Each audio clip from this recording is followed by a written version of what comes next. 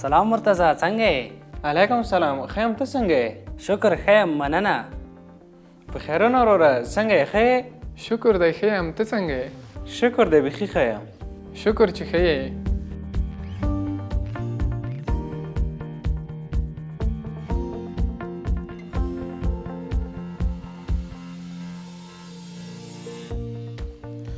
سلام علیکم زده کوونکو. علیکم سلام استاده. څنګه یې په خیر راغلی؟ ښه یو استاده. په خیر راغلو استاده. ته په خیر راغلی استاده. مننه خیر اوسې. د صنف ښوونیزې خپرونې درنو لیدونکو او خوږو زده کوونکو سلامونه مې ومنئ. په دې هیله چې جوړ او روغ به یې. دا د یو ځل بیا د فزیک له یو نوي موضوع سره ستاسو په خدمت کې یو. په دې هیله چې تر پایه ملتیا وکړئ. په تیرو درسونو کې مو په اهتزاز خبرې کړې وې او ومو ویل چې کله یو جسم د تعادل ټکي شاوخوا تکراري حرکتونه ترسره کړي د اهتزاز په نامه یادېږي. د اهتزازونو په دوام څپې او د هغه ډولونه وایو چې د اهتزازونو سره نږدې اړیکه لري. په اصل کې د اهتزازونو وروسته څپه منځته راځي. نو څپه څه ده؟ تر اوسه مو حتما یوه تیږه اوبو کې غورځولې ده او د اوبو د شکل بدلون مو لیدلی ده او همداسې یو تناب ته پورته خواته تاسو حرکت ورکړی او د هغې د شکل بدلون مو لیدلی ده. تر اوسه مو په دې فکر کړی ده چې کله په یو تشه کوټه کې تاسو خبرې کوئ ستاسو خبرې مخامخ کس ته څنګه رسیږي؟ نن به په مهمو پدیدو یعنې په څپو خبرې وکړو. دا چې په نن درس کې به څه زده کړو په سکرین په ګډه ګورو. د زده کړې موخې زده کوونکي به د درس تر پایه وکولی شي چې څپه تعریف کړي او د څپیز حرکت اساسي اصول توضیح کړي، د څپې ډولونه وپیژني، د طولي او عرضي څپو ترمنځ توپیرونه بیان کړي، میخانیکي او الکترومقناطیسي څپې تعریف او د هغوی بنسټیز توپیرونه په ګوته کړي. څپې زموږ په شاوخوا کې تل شتون لري. د یو غږیزې څپې نیولې چې اورو یې تر نوري څپې چې ګورو یې. آیا تر اوسه په دې فکر کړی دی چې څپې څه ډول عمل کوي او زموږ په ژوند کې څه رول لري؟ نن غواړو د څپو په ډولونو باندې خبرې وکړو، په ځانګړې توګه د میخانیکي څپو په ډولونو. څپې د هغو اهتزازونو او نوسانونو څخه عبارت دي چې انرژي د یو ټکي څخه بل ټکي ته انتقالوي بغیر له دې چې د اهتزاز کوونکو ذرې موقعیت بدل کړي. څپې کولی شي په مختلف محیطونو کې لکه جامداتو کې، ګازونو کې او مایعاتو کې او حتی په خلا کې خپرې شي. دې لپاره چې ښه پرې پوه شئ یو مثال درته وایم. سکرین ته پام وکړئ. مثلا که د یو تناب سره سره ټوټه وتړل شي او د ټکان سره دا تناب پورته او ښکته خواته حرکت وکړي دې شکل ته څپه ویل کیږي.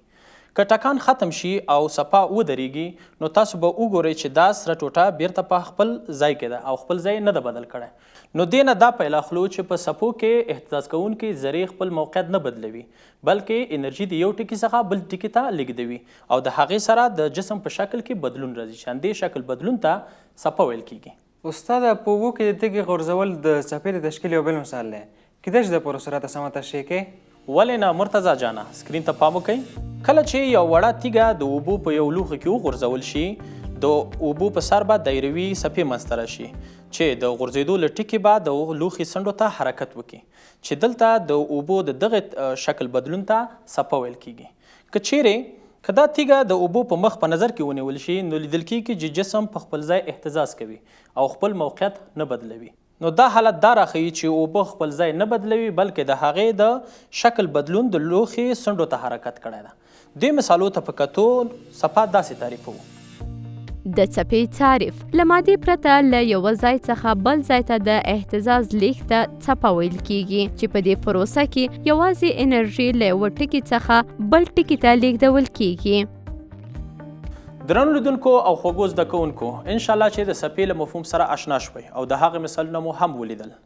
موږ ویلي وو چې اهتزاز په طبیعت کې د ذرو حرکت ته وایي او کله چې یو جسم د تعادل ټکي شاوخوا تکراري حرکتونه ترسره کړي اهتزازي حرکت په نامه یادېده. څپه مو زده شوه چې د اهتزاز او د ذرو د انرژي د لیږد څخه منځته راتله.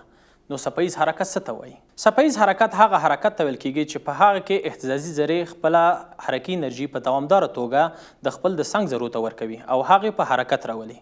دا عملیه په متجانس محیط کې او په مستقیمې کرښې په استقامت ترسره کیږي تر هغې پورې چې د یو مانع سره ټکر وکړي او د هغې انرژي په محیط کې جذب شي. څپهیز حرکت کولی شي په بېلابېلو بڼو ښکاره شي لکه په تناب، اوبو او حتی په غږ کې. استاده د څپیز حرکت په تشریح کې مو د متجانس محیط یادونه وکړه. دغه متجانس محیط څه ډول محیط دی؟ ډیره ښایسته پوښتنه دې وکړه. مخکې تر دې چې د څپو ډولونه درته ووایم په دریو مفهومو به خبرې وکړو چې مادي محیط، متجانس محیط او ارتجاعي محیطونه دي. مادي محیط هغه محیط ته ویل کیږي چې د مادې جوړ شوی وي او څپې لیږدوي. دا محیط کولی شي جامد وي، مایع او یا ګاز وي، لکه هوا چې غږیز څپې لیږدوي او یا اوبه چې د دریاب څپې لیږدوي. د مادي محیطونو مثالونه دي. متجانس محیط هغه محیط ته ویل کیږي چې په هغه کې د مادې فزیکي خواص لکه کثافت، د خپرېدو سرعت او نور ځانګړنې په ټولو برخو کې یو ډول وي او څپه بغیر د کوم انحراف او د شکل د بدلون څخه ټولو برخو ته یو ډول ولیږدوي. د بیلګې په توګه په یو تناب کې څپې، کله چې په یو تناب کې څپه منځته راځي نو د تار په اوږدو کې څپه په یو نواق ډول حرکت کوي. استاده، ارتجاعات لومړني حالت ته د راګرځېدو د وړتیا په معنا ده، نو ارتجاعي محیط پخواني حالت ته د راګرځېدونکي محیط معنا ورکوي؟ هو زیارجانه، ارتجاعي محیط هغه محیط ته ویل کیږي چې د کشېدو او راټولېدو وروسته بیرته خپل حالت ته راوګرځي، چې دا خاصیت د څپو د لیږد لپاره ډیر اړین دی. کله چې په ارتجاعي محیط کې څپه منځته راځي نو محیط د دې څپې انرژي د خپلو نږدې ذرو ته لیږدوي چې دې سره د هغوی حرکت دوام مومي. فنر او هوا ارتجاعي محیطونه دي او کولی شي غږ ته ورته څپې ولیږدوي. په ارتجاعي، متجانس او مادي محیطونو پوه شوئ؟ هو استاده، هغه محیط چې له مادې څخه تشکیل شوی وي او څپه په هغه محیط کې ولیږدول شي مادي محیط دی. او هغه محیط چې فزیکي ځانګړنې په ټولو برخو کې یو شان وي متجانس محیط دی. او هغه محیط چې څپه پکې د شکل تر بدلون وروسته بیرته خپل لومړني حالت ته راوګرځي ارتجاعي محیط بلل کیږي. آفرین په ټولو. اوس به د څپې ډولونه ووایو خو تر دمې وروسته. درنو لیدونکو، اوس یوه لنډه دمه کوو، بیرته راګرځو. له موږ سره اوسئ.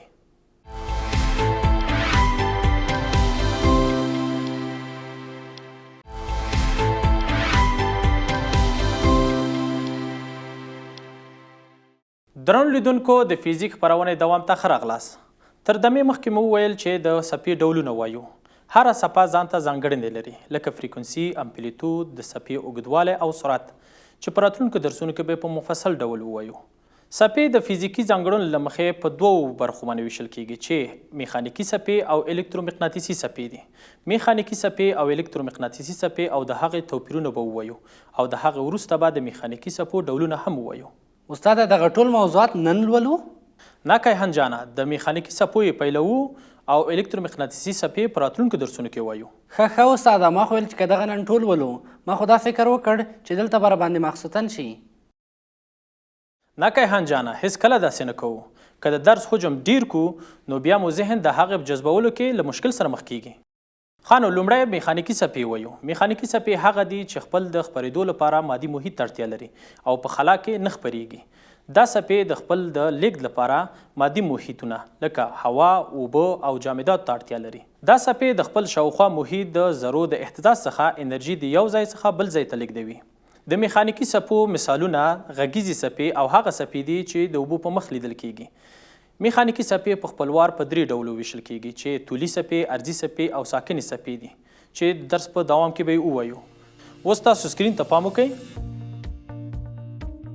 غږیز څپې طولي څپې دي چې د خپرېدو لپاره هوا، اوبو او جامدو محیطونو ته اړتیا لري. غږیزې څپې د ذرو د اهتزاز له امله په هوا او یا په کوم بل محیط کې خپرېږي. د اوبو سطحي څپې هم میخانیکي څپې شمیرل کیږي او د طولي او ارضي حرکتونو ترکیب دی او د اوبو په سطح کې لیدل کیږي. کله چې یو جسم په اوبو کې غورځول کیږي، د اوبو په سطح کې څپې منځته راځي چې په حلقوي ډول د غورځېدو له ټیکې څنډو ته حرکت کوي. د زلزلې څپې هم له هغو څپو څخه دي چې د ځمکې په طول او عرض کې حرکت کوي او د زلزلې د ازاده شوې انرژي څخه منځته راځي.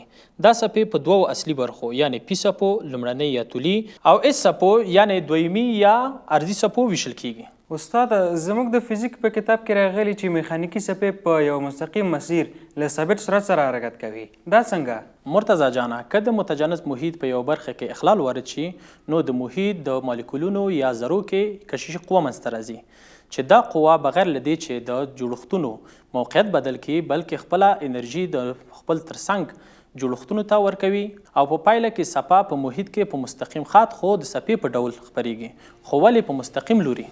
تاسو سکرین ته پام وکړئ. په یو متجانس محیط کې د څپې سرعت د دې فورمول څخه لاسته راځي چې V مساوي کیږي x پر t. چې دې فورمول کې وي د څپې د خپرېدو سرعت چې مقدار ثابت ده په دې چې محیط متجانس ده. x د څپې په واسطه وهل شوې فاصله او t هم تیر شوی وخت ده. څنګه چې ګورئ دلته د t توان یو ده، نو وهل شوې فاصله نظر وخته یو خطي بڼه لري. نو وایو چې میخانیکي څپې په محیط کې په ثابت سرعت په مستقیم کرښې په مسیر خپریږي، خو بڼه به تل د څپې په ډول وي. مرتضی جانه پوه شوې؟ استاده چې ته تشریح کې وزم ونه شي دا خو بیخي امکان نه لري، بیخي مو زده شو. ډېر ښه. اوس به د میخانیکي څپو ډولونه ووایو. میخانیکي څپې د خپرېدو استقامات او د محیط د ذرو د اهتزاز د خپرېدو له څرنګوالي له امله په دریو برخو ویشل کیږي چې طولي څپې، عرضي څپې او ساکنې یا ولاړې څپې دي چې د عرضي څپو به شروع کو. په عرضي څپو کې د محیط د ذرو اهتزازونه د څپې د خپرېدو په لوري عمود وي، او یا په بل عبارت د مادې ذرې پورته او ښکته یا ښي او چپ لوري ته حرکت کوي، خو څپه مخ ته په افقي ډول حرکت کوي. په تار، فنار، زلزلې او د اوبو پر مخ تشکیل شوې څپې د عرضي څپو ډولونه دي. تاسو سکرین ته پام وکړئ.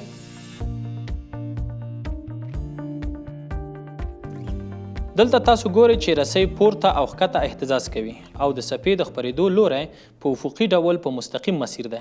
دلته د جسم د اهتزاز لوری د څپې د خپرېدو په لوري عمود دی، یعنې 90 درجې زاویه جوړه کړې او دا تشکیل شوې څپه عرضي څپه ده. دلته هم ګورئ چې یو فنر پورته او ښکته خواته حرکت کوي او د هغې د څپې د خپرېدو لوری په افقي ډول په مستقیم مسیر دی. دلته هم د جسم اهتزاز او د څپې د خپرېدو ترمنځ زاویه 90 درجې ده، یعنې په یو بل عمود دي. نو په فنر کې تشکیل شوې څپه عرضي څپه ده. دې مثالو ته په کتو عرضي څپې داسې تعریفولی شو. عرضي څپې هغه څپو ته وایي چې په هغو کې د ذراتو اهتزاز د څپو د انتشار په استقامت عمود وي، لکه په فنر او د رسۍ په اوږدوالي کې تشکیل شوې څپې.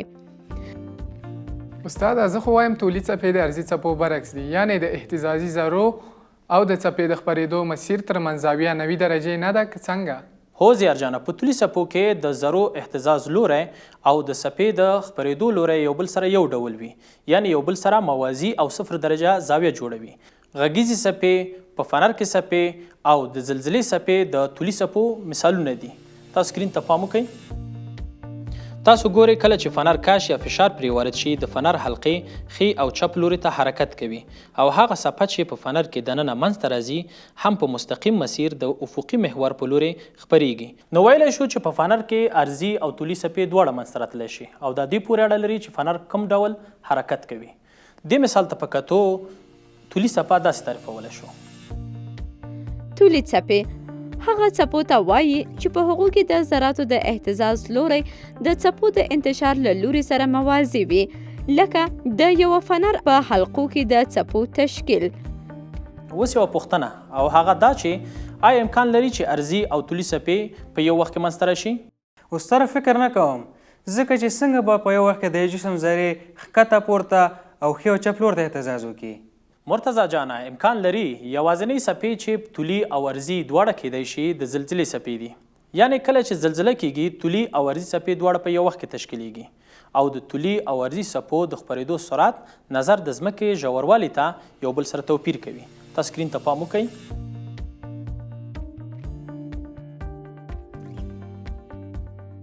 لکه څنګه چې په جدول کې ګورئ د ځمکې ژوروالی د 0 څخه تر 2400 کیلومترو پورې په نظر کې نیول شوی او په هر ژوروالي کې د عرضي او طولي څپو سرعتونه هم په نظر کې نیول شوي دي.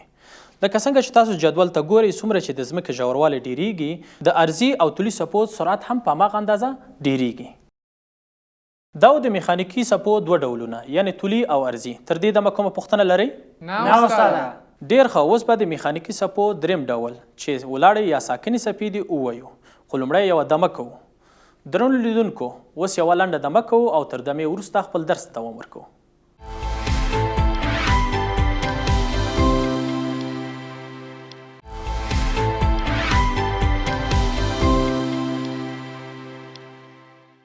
درنو لیدونکو د خپرونې درېیمې برخې ته ښه راغلاست. انشاءالله چې تر دې دمه خپرونه تاسو ته ګټوره تمامه شوې او ډاډه یم چې د خپرونې دوام به هم تاسو ته په زړه پورې وي. د خپرونې په پای کې به تاسو د خپل یو ګران ملګري سره هم وګورئ. نو له موږ سره واوسئ. نو ځو د درس په لور. استاده یعنې څه؟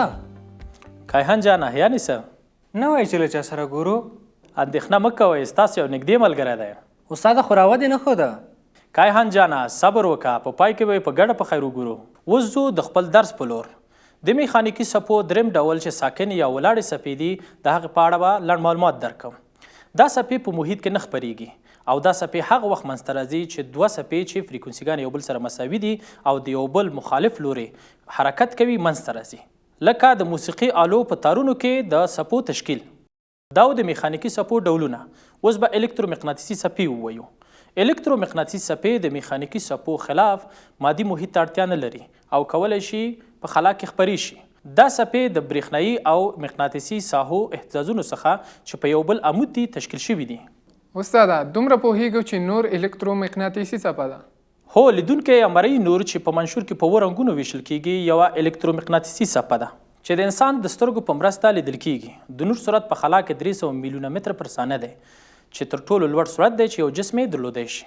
یا هغه څپې چې په ارتباطي سیستمونو کې لکه راډیو او تلویزیونونو کې استعمالیږي د الکترومقناطیسي څپو یو ډول دی.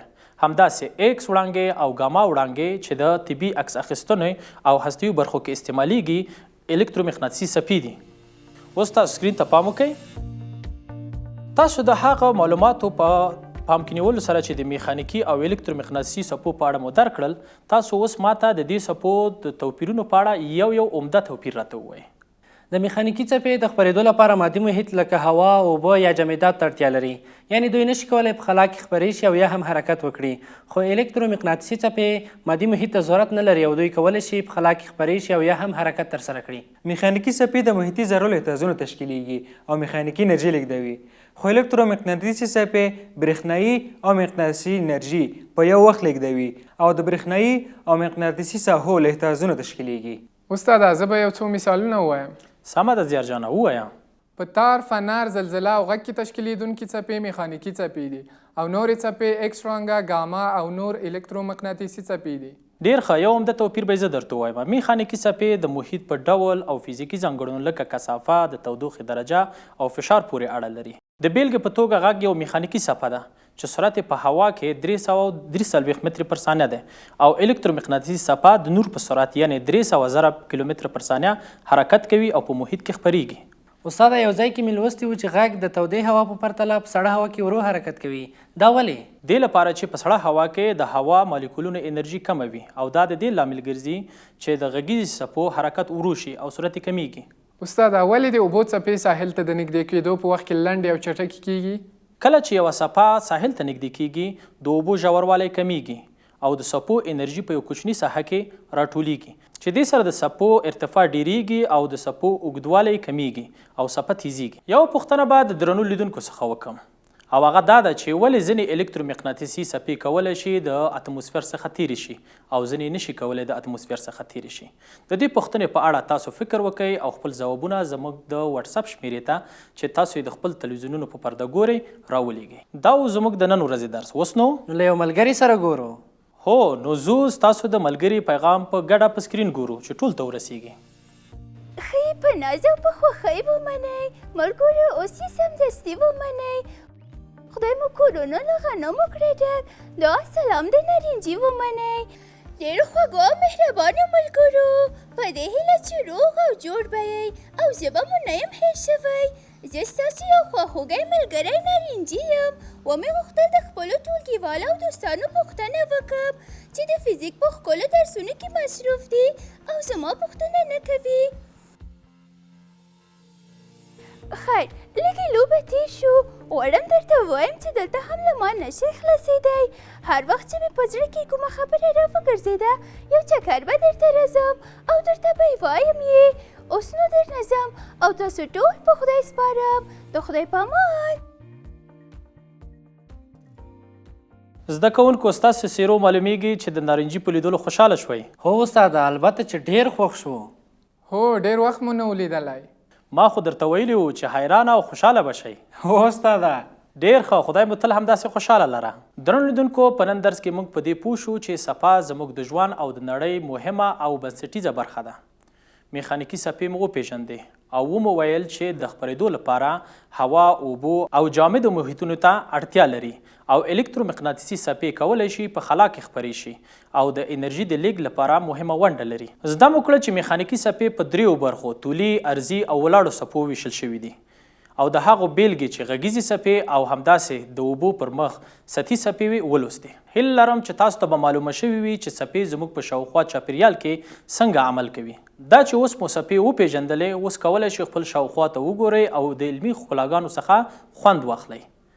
اوس به د درس مهمو ټکو ته یوه لنډه کتنه وکړو او تر هغه وروسته تاسو ټول په لوی او بخښونکي خدای سپارم. ښې چارې. د زده کړې پایلې. زده کوونکو زده کړل چې څپه د مادې له لیږد پرته له یوه ځای څخه بل ځای ته د اهتزازونو له لیږد څخه عبارت ده چې په دې پروسه کې یوازې انرژي له یوه ځای څخه بل ځای ته لیږدول کیږي. میخانیکي څپې د خپرېدو لپاره مادي محیط ته اړتیا لري او په خلا کې نشي خپرېدای. الکترومقناطیسي څپې د میخانیکي څپو پر خلاف د خپرېدو لپاره مادي محیط ته اړتیا نه لري او کولی شي په خلا کې هم خپرې شي. میخانیکي څپې د خپرېدو جهت او د اهتزاز محیط اجزاو څرنګوالي ته په کتو په 3 برخو ویشل کیږي چې طولي، ارضي او ولاړې یا ساکنې څپې دي. کله چې په یوه څپه کې د اهتزازونو لوری د څپې خپرېدو په لوري اموځ وي، ارضي څپه ورته ویل کیږي، لکه په رسۍ کې رامنځته کیدونکې څپې. کله چې په یوه څپه کې د اهتزازونو لوری د خپرېدو له لوري سره یو ډول وي، طولي څپه بلل کیږي، لکه څنګه چې د یوه فنر او غږ په حلقو کې څپې تشکیلیږي. ولاړې څپې په محیط کې نه خپریږي یا د څپې د 2 هغو څپو له ټکر څخه رامنځته کیږي چې فریکونسي یې یوه وي او په بېلابېلو لوریو خپریږي.